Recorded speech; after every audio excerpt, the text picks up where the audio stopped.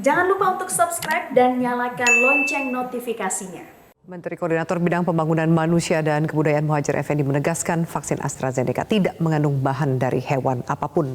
Lantas apa yang mendasari Majelis Ulama Indonesia menyatakan vaksin COVID-19 AstraZeneca dalam tahapan produksinya memanfaatkan tripsin atau enzim yang berasal dari babi?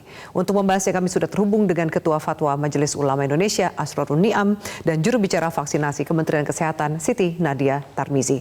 Pak Asrorun, selamat sore. Selamat sore Mbak Afi, Assalamualaikum. Waalaikumsalam. Ibu Siti Nadia, selamat sore. Selamat sore Mbak Afi, Assalamualaikum Pak. Waalaikumsalam. Oke, baik.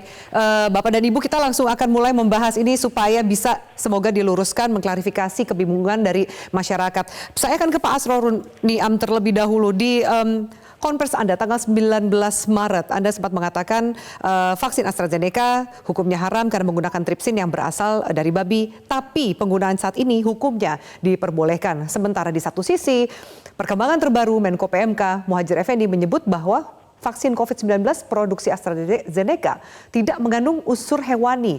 Bagaimana hasil temuan dari Lembaga Pengkajian Pangan, Obat-obatan, dan Kosmetika MUI yang menyebut vaksin ini menggunakan tripsin, Pak Asrorun?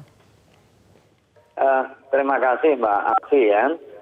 Apa yang saya sampaikan pada tanggal 19 Maret kemarin bukan statement saya, tetapi itu adalah Fatwa Majelis Ulama Indonesia nomor 14 tahun 2021 tentang penggunaan vaksin COVID-19 produk dari AstraZeneca, yang mana fatwa ini didasarkan kepada hasil pemeriksaan langsung terhadap ingredient dan juga proses produksi terhadap dokumen yang dimiliki oleh pemerintah, dalam hal ini Badan POM, atas informasi dari WHO dari perusahaan AstraZeneca yang diproduksi di Andong, Korea Selatan. Jadi dasarnya pun juga atas permintaan dari pemerintah,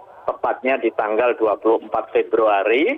Dan setelah itu ada dua orang auditor dari LPPOM MUI yang memiliki ahli di bidang soal vaksin, dan di dalam proses pemeriksaan atas dokumen tersebut, artinya kita tidak menghayal, tidak halusinasi, tidak dan juga mengada-ngada tidak gitu ya Pak?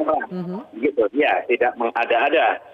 Bisa jadi beda perspektif karena di dalam proses produksi itu ada setidaknya 3 tahap. Nah, tahap yang pertama di dalam kajian LPPOM MUI, yaitu tahap penyiapan inang virus, itu terdapat pemanfaatan bahan atau tripsin dari babi. Nah, tripsin berasal dari pankreas babi.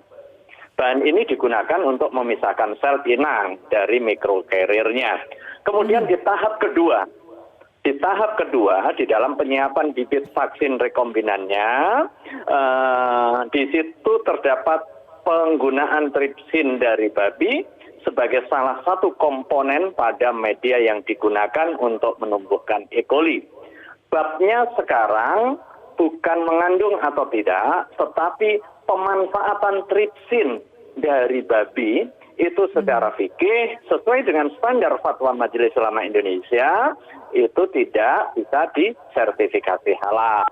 Walau demikian, setelah ada penjelasan dari pemerintah, dari Kementerian Kesehatan, kemudian dari Bio Farma yang menjelaskan bahwa ketersediaan vaksin halal itu sangat terbatas, sementara kebutuhan untuk kepentingan vaksinasi sangat tinggi, sehingga perlu ada percepatan dengan memanfaatkan vaksin yang tersedia.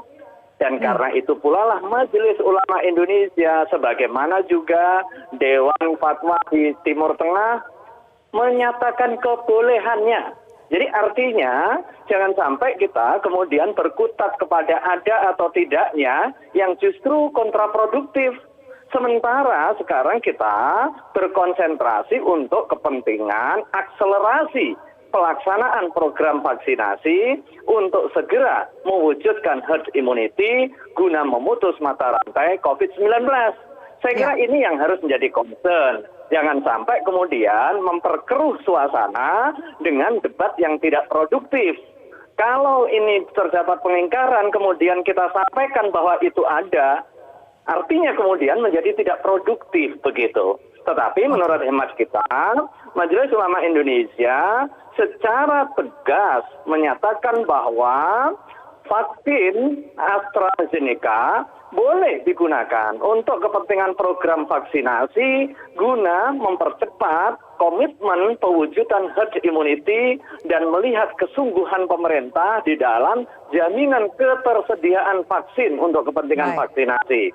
Nah, perlu kita arahkan ke sini secara keseluruhan energi kita. Pak Asrorun? Iya.